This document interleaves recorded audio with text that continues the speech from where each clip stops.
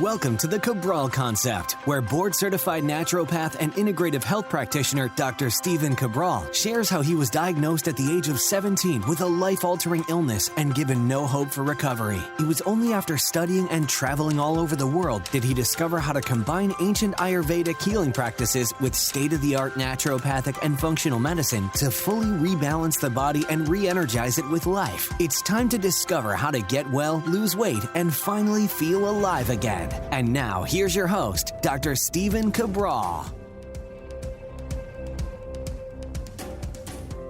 Hey everyone, and welcome back. We're here today with our Cabral HouseCall, our second one of the weekend, answering our community's questions. And yesterday, hopefully you did tune in because we got to 6 questions yesterday. I'm going to give you a quick recap just to make sure, well, that it wasn't something that you wanted to tune into if you were not able to. But we talked about, is using a standing desk a good thing or a bad thing? Would it be better to put a small, particularly a walking treadmill in? And if you've never heard about that, I talked about that under the desk during the day instead. We also talked about growing sprouts at home, whether I've done it before, what to look for, and how to keep them from getting moldy. We talked about, let's see what else. CBO protocol, how to make modifications, doing the big 5. What about allergies? What to look at next? Then we went over feeling a little nauseous in the morning when you wake up and a little bit sometimes before bed. Then we spoke about, let's see here what this question was. What was it? Well, it was, can't find it online. Looking at what is my personal eating and nutritional supplement routine? Good question. So I was able to give you the tips on that. And then also thalassemia minor, we went over that as well. So great questions, great show yesterday. Hopefully you were able to tune in. If you weren't, you can find all shows over at stephencabral.com/podcasts.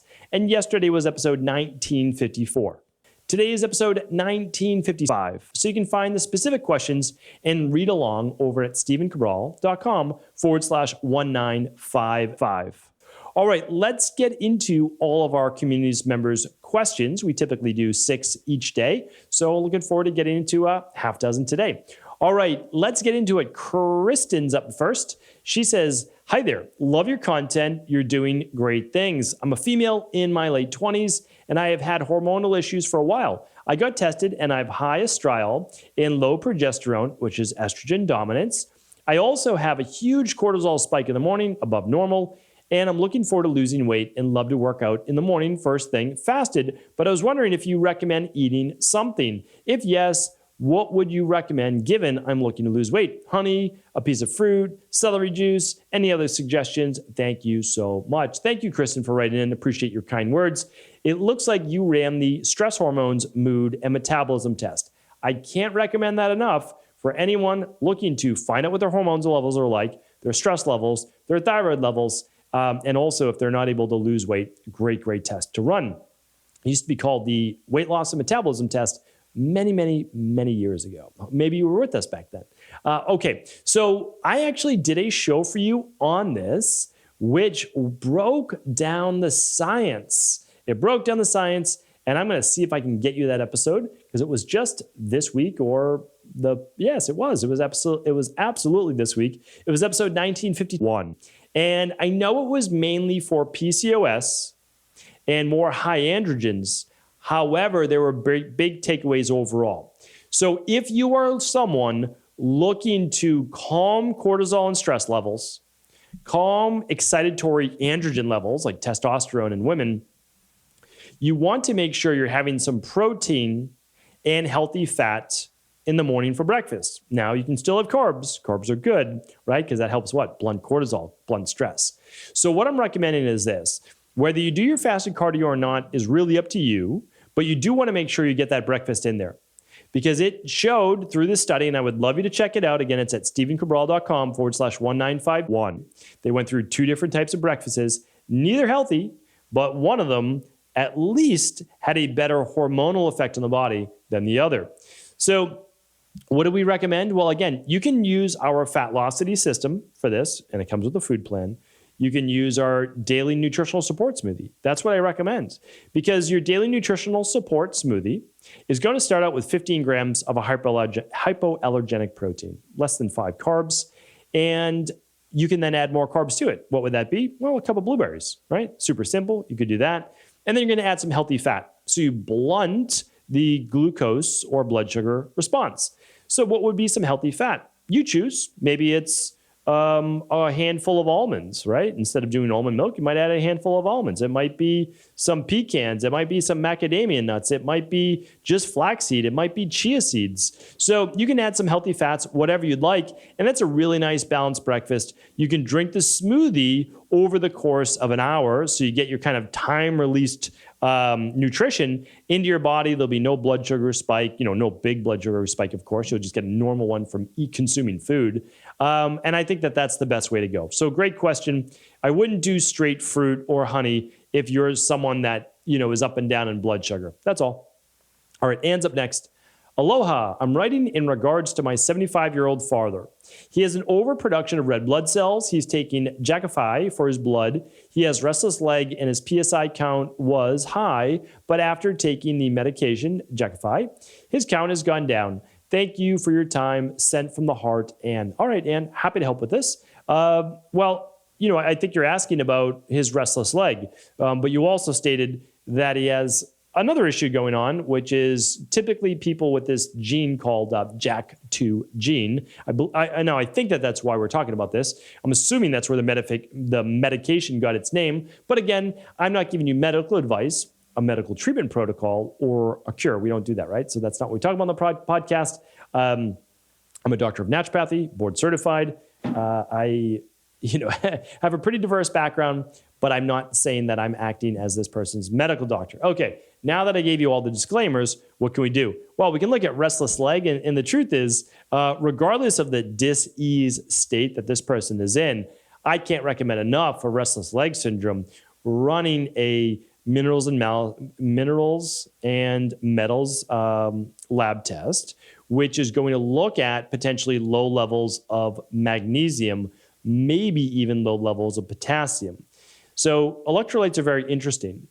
Calcium, magnesium allow for contraction of muscles. And when there's too little magnesium, sometimes the legs spasm, and we call it restless leg. So that's really important. Again, I can't tell you how much magnesium to take, and I can't even give you that recommendation because this person's on medication. They're 75 years old. I don't know what other medications they might be taking, but certainly if it was me in this position and I'm not on any other medications, I would look towards my electrolyte levels. And certainly the first one that comes to mind is magnesium. I would never use straight potassium, but I would get it from a food-based source. And of course, there are many food-based sources of potassium. I've done podcasts on it, so you can literally go to stephencabral.com/podcast and just type in potassium, and you'll see my Friday review on high potassium foods. All right, thanks, Anne. Anonymous is up next. I experience facial blushing in social situations where I feel uncomfortable or when the attention is on me, and then knowing my face is turning red makes it even worse because then I worry about, are people going to notice it or say something? It's a bad cycle. I know it's fight or flight response. That's happening, but my question is, what can I do about it for a long-term fix? And also, is there anything I can do in that moment when I feel it coming on to signal my body that it's safe and doesn't need to be in fight or flight? Yes, absolutely, 100%. I know what you're saying. This is simply a form of anxiety, and the anxiety for you isn't hand trembling. It's not dry mouth. It's not trembling. It's not any number of things. It's flushing, okay? And that's not abnormal. We get this vasodilation of the capillaries and blood around the face and the skin, and so not abnormal at all. But what do we do? Well, the thing is, there's two parts to this, okay? So the first part is you're asking me, is there something you can do in the short term? Well, yes, there is. There are things like full spectrum magnesium and adrenal soothe, and of course, this is always in addition to the daily foundational protocol, or at the very least, the daily nutritional support. I mean, thousands upon thousands of people use this every single day, probably tens of thousands of people every single day.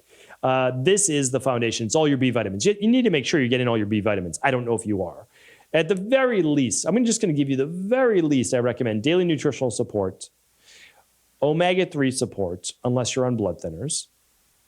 Then after that, adrenal soothe and full spectrum magnesium. Now, if you haven't run a gut-based test, I would probably look at a gut-based test because a lot of these bacteria, when in balance, can cause a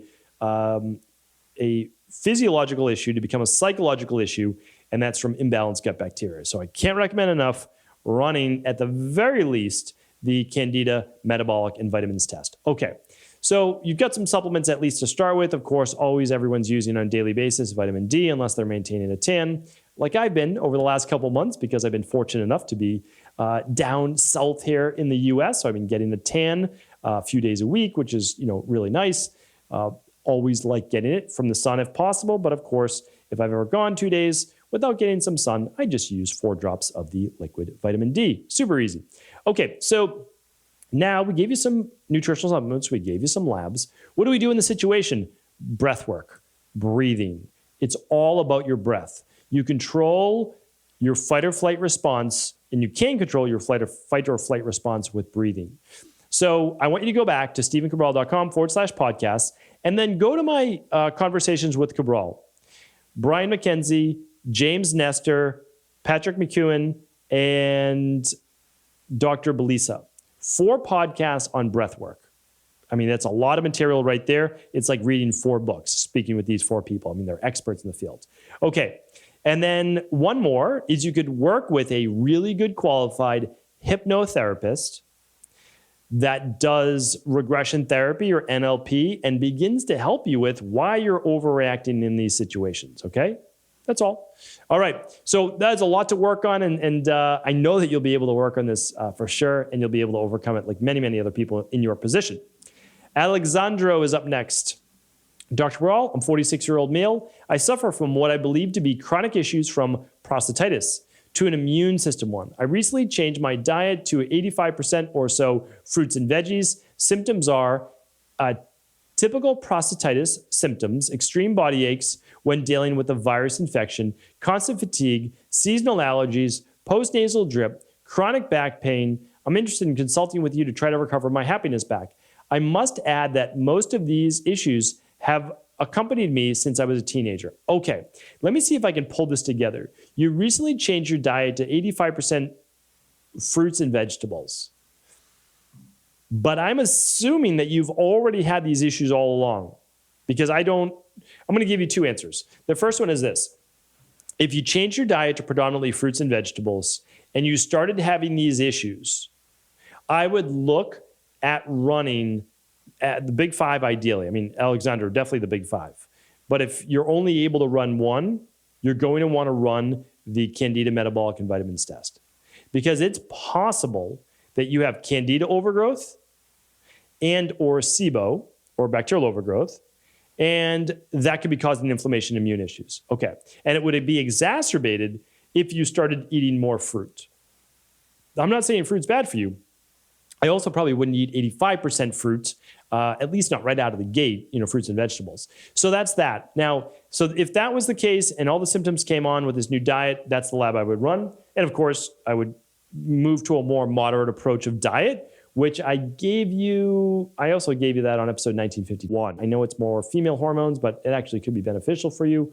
But again, you probably want a more moderate approach to that. I would also run the minerals and metals test, again, at the very least, because a lot of people with prostatitis also have heavy metals, especially cadmium in men, okay? So that's a few places to start. What else can I give you? So again, run the big 5 if possible. If not, run the starter kit, and that's a great place to start. I also have many other podcasts on prostatitis, and we have a great product called Advanced Prostate Support.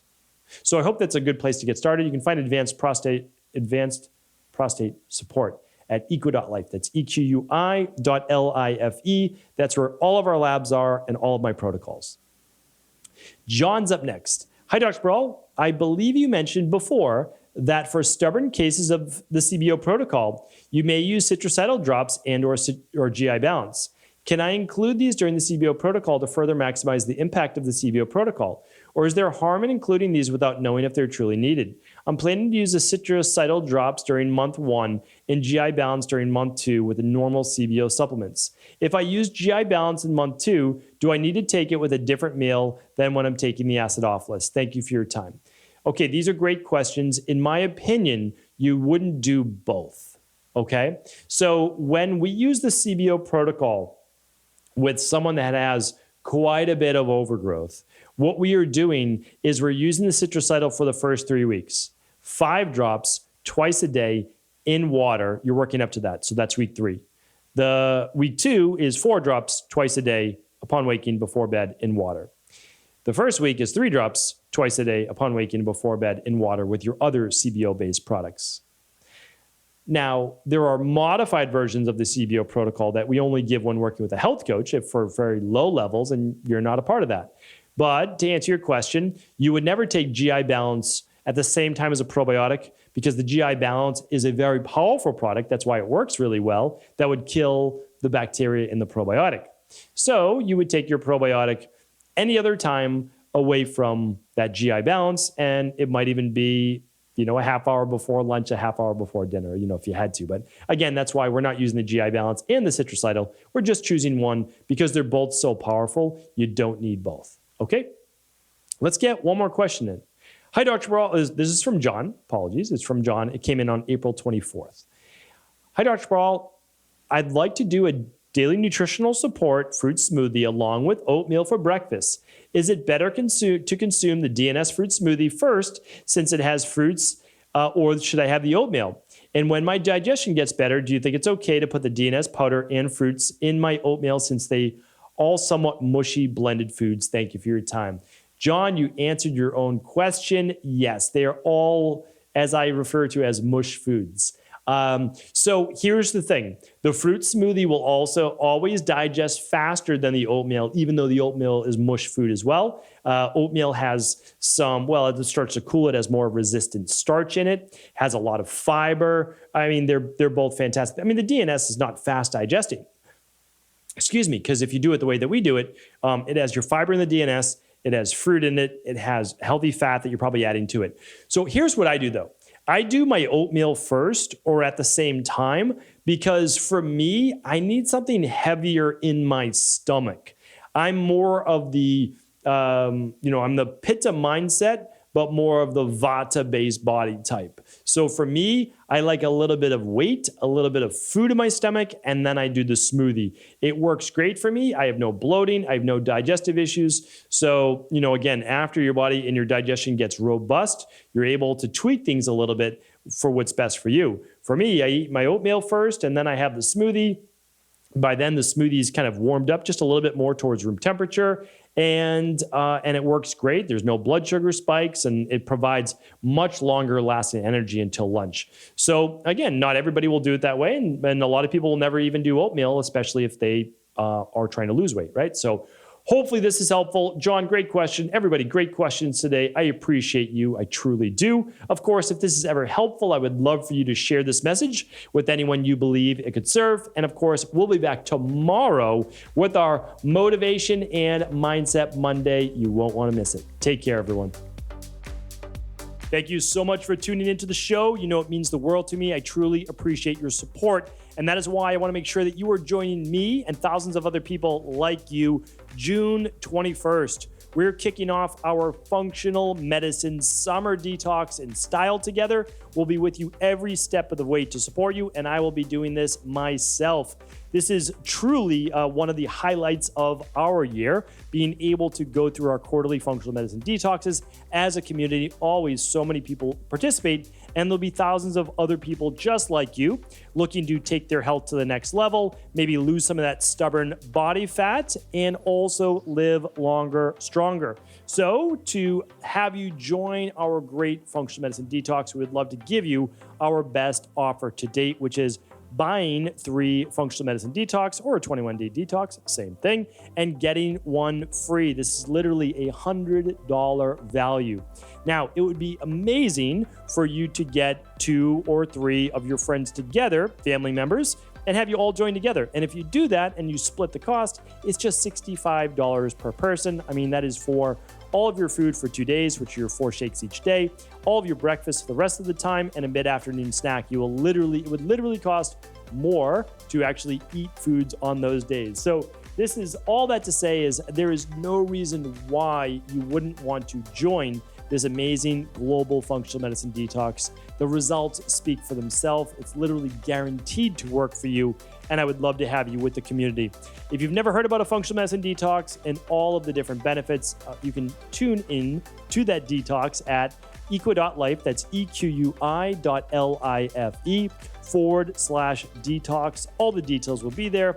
And again, it's $100 savings right now. So whether you save this detox, the free one for yourself for the future, or you want to give it to a family member to have them join in with you because you've already experienced the results, that choice is yours. While supplies last, jump on in at EQUI.life. Take care, everyone. Always let us know if you have any questions.